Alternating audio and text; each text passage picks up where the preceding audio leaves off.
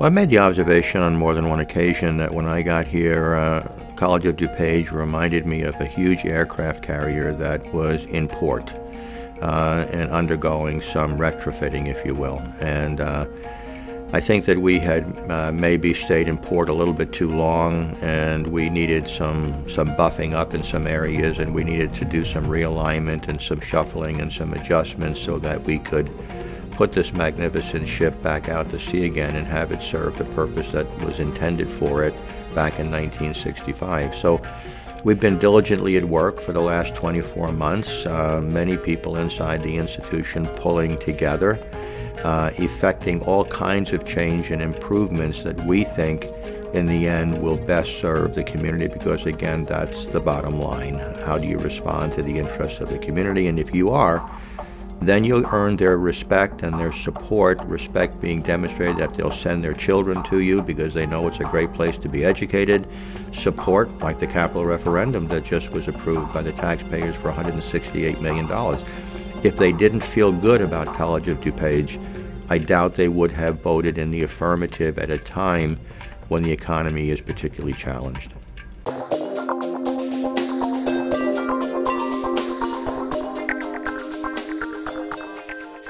We're in the midst right now of about 660,000 square feet of construction, totaling about 180 million. But the two exciting projects that are underway, which could be defined as best practices, clearly is the construction of a Homeland Security education complex, first of its kind in the Midwest, probably state-of-the-art, more so than any other place in the country, place for us to be able to train first responders for careers that are emerging, whether it's in the police area, the security area, the fire science area, the EMT area. But that's where jobs are going to be emerging as we move forward. The other one, the collateral piece, was culinary, which is also under construction. Both of these projects over $50 million, adding 120,000 square feet. But their primary purpose is to provide opportunity for people who want to move into those career fields. In the culinary industry, or the food industry, the jobs are there. They're going to continue to be there.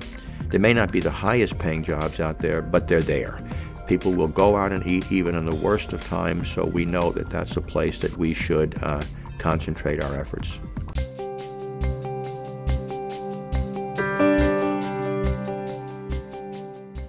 Well, we were worried going in because this is clearly one of the most devastating economic periods in our country's history. I mean, some people liken it to 1929. I'm not sure it was that bad, but nevertheless it was challenging for many, and I don't think any of us got through it without any kind of pain and discomfort.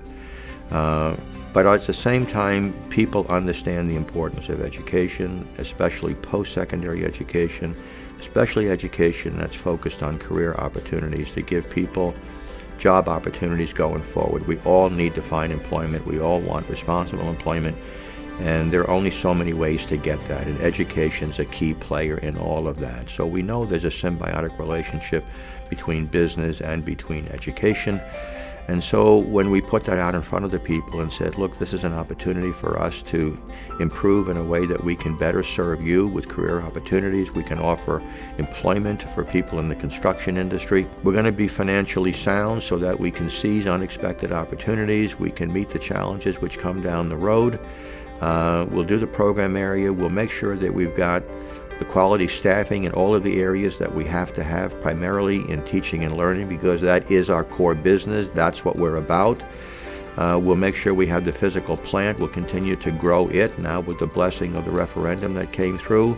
We're going to go and remodel buildings that are 30, 40 years old and bring them back into better use and better application and personify excellence and give the public what they want. So we're going to move on multiple fronts quickly, but responsibly, thoughtfully, methodically, strategically, so that every dollar we have, there's an ROI back to the people who were good enough to pony it up in the first place.